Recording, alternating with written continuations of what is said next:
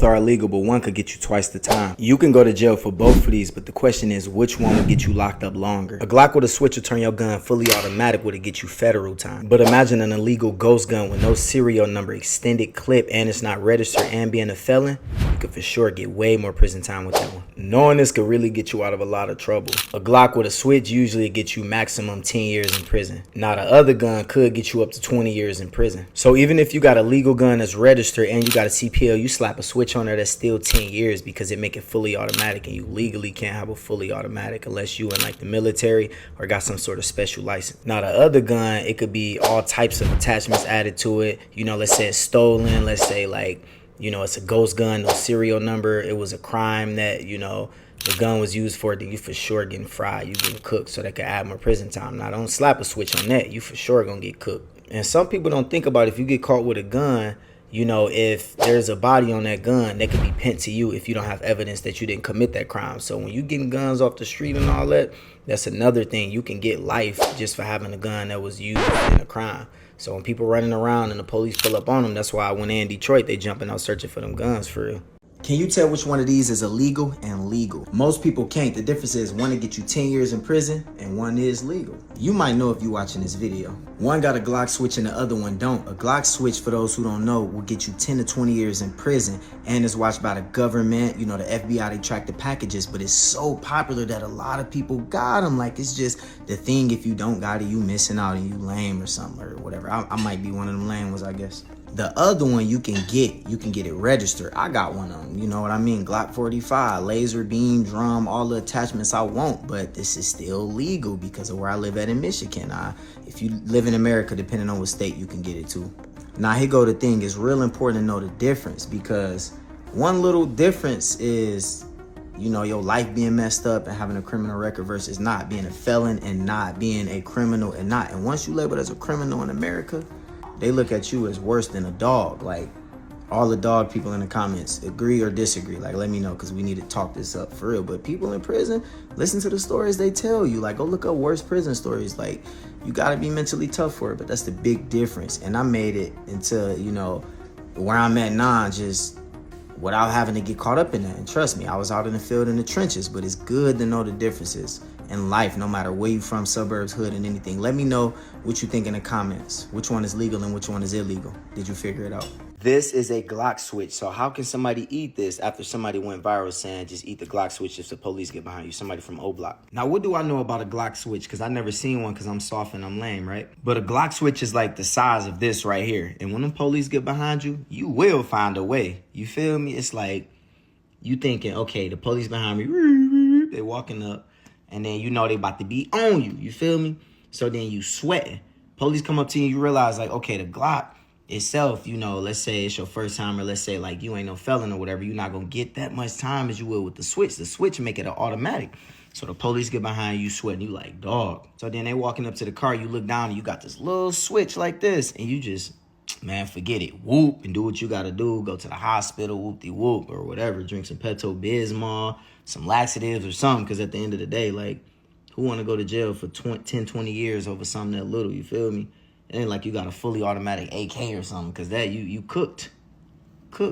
This gun is so powerful, it's one of the only small guns that can take out a grizzly bear. This cartridge is so big, they say it could be more powerful than a .357 Magnum bullet, and this thing is powerful. They say it's good for hunting, self-defense. It's one of the only small guns that can be used for hunting. A lot of rappers rap about it like Rio, right? And a lot of rappers just rap about this gun in general, because if you carry this round, this mug can really tear something up for real. Like, I keep hearing about it in the music, so I looked it up and I was like, I ain't never had one before.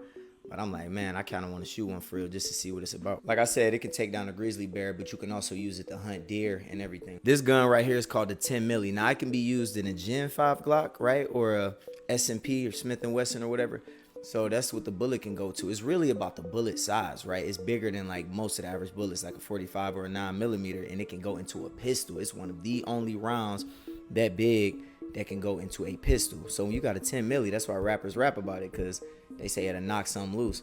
Now me, I think, you know, a 40 cal, that's usually what I used to hear about growing up, how them 40 cal bullets really tear something up for real. But, you know, did you guess it? Did you guess it? Have you ever shot a 10 milli? Have you ever seen one before? And do you think this is one of the most powerful handguns out there? Let's talk about it in the comments. When you shoot a gun, the police can tell who shot it because the bullet gets a thread pattern on it from the gun barrel. Every time a gun is fired, a clue is left on the bullet casing. I be trying to tell people don't want to listen to me. As obvious as a fingerprint. So if I fire 10 times from the same gun, each of those casings will look identical? Yes. I try to explain it to people by using a fingerprint. It's literally just as accurate as a fingerprint. Officer Malcolm McNeil uses a new computer system called NIBIN to find the marks or fingerprints on a bullet shell when a gun is fired. No two guns are alike. See? It's exciting work. It's something that I see as being cutting edge. And snitches. It cuts down on valuable time. McNeil can trace a shell casing from a crime scene to a gun within hours instead of weeks or months. Bro, people be so dumb. They just be out doing dumb the junk. Gun back to its owner.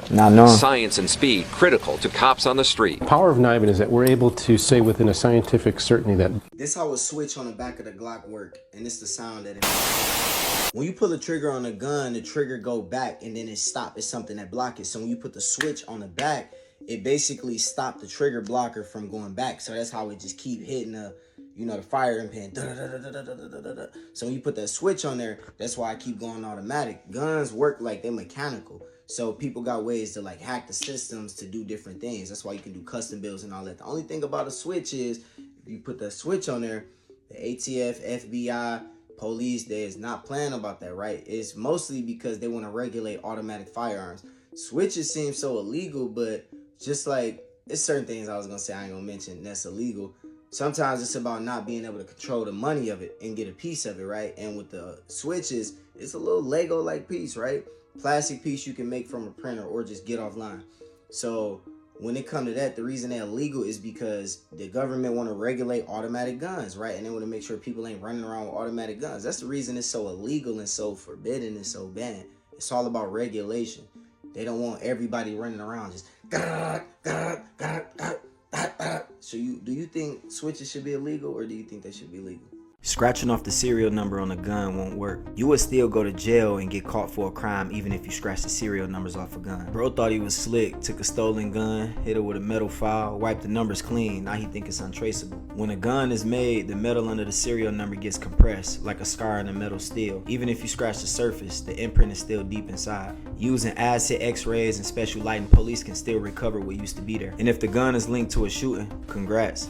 You just gave them one more charge. That's tampering, which is a felony, and you can get more time added to your sentence. Do you think it's worth it trying to scratch the serial number off? People talk about swapping barrels and everything, and we also talked about how police trace bullets at a crime once they find the shells and bullets. So basically when a crime is committed, it's so much that can be done for the police to find a person. So if they basically go collect the bullets and collect the shells, then they can see if the gunpowder was on the person that shot it, and then they can trace that back to the crime scene. Even if you swap the barrels, scratch the serial number off, even if you use a ghost gun. Now people don't know what a ghost gun is, but people also talk about it in the comments, and that's a way that people can get away with crime. Do you want me to cover ghost gun next? Let me know in the comments below.